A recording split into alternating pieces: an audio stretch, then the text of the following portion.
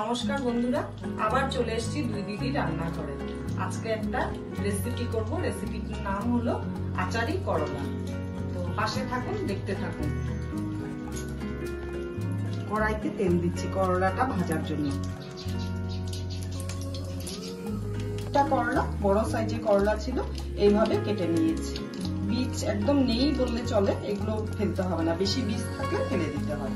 তো এটাকে এখন আমি নুন মাখিয়ে এটাকে ভাজবো কড়াইতে, ভালো করে ডিপ ফ্রাই করব। করলাটা তেলের মধ্যে ছেড়ে দিচ্ছি।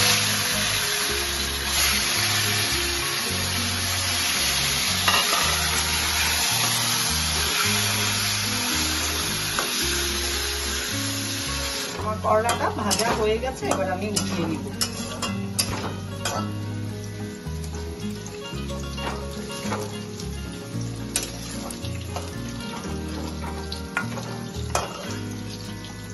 এই করলার রেসিপিটা না ভাতের সাথে, রুটির সাথে, সবকিছুর সাথে ভালো লাগবে। এবং যারা তিতো খায় না তারাও খাবে, এত টেস্টি হয় জিনিসটা। একবার বানিয়ে খেয়ে দেখবেন আপনারা। এক টুকরো তেজপাতা দেব, আর দেব গোটা জিরা, একটু রসুন কুচানো ফোড়ন।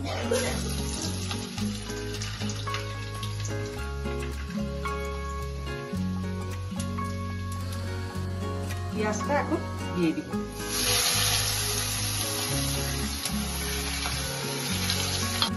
একটা টমেটো কুচিয়ে রেখেছিলাম, ওটা দিয়ে দিচ্ছি। দুটো লঙ্কা চিড়ে রেখেছিলাম, ওটা দিয়ে দিচ্ছি। ওটা পরে দিব।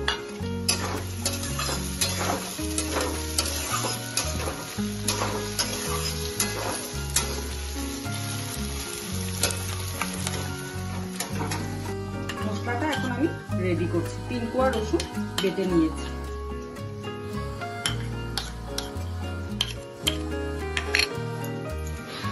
আদা বাটা,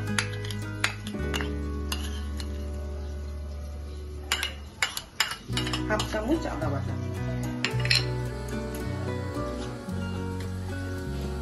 1 চামচের কম জিরে বাটা, 1 চামচ ধনে বাটা, লঙ্কার গুঁড়ো, কাশ্মীরি লঙ্কার গুঁড়ো হাফ চামচ, হাফ চামচ নুন, আর একটু দিয়ে দিচ্ছি। দিয়ে তেল ছেড়ে দিয়েছে, এখন একটু জল দিয়ে মশলাটাকে কষাবো ভালো করে। ভাজা হয়ে এসছে পেঁয়াজটা, এই অবস্থাতে আমি মশলাগুলো দিয়ে দেবো।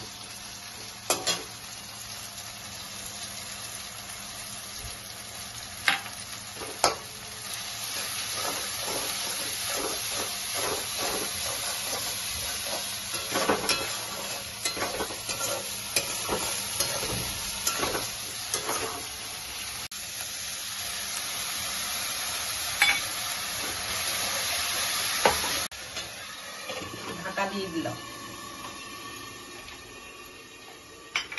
এবার করলাটা ছেড়ে দিচ্ছি এখানে কড়াইতে।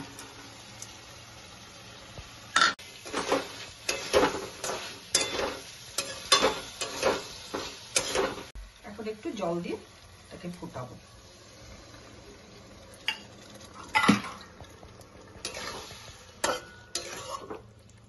তৈরি। আমি গ্যাসটা অফ করে দিই।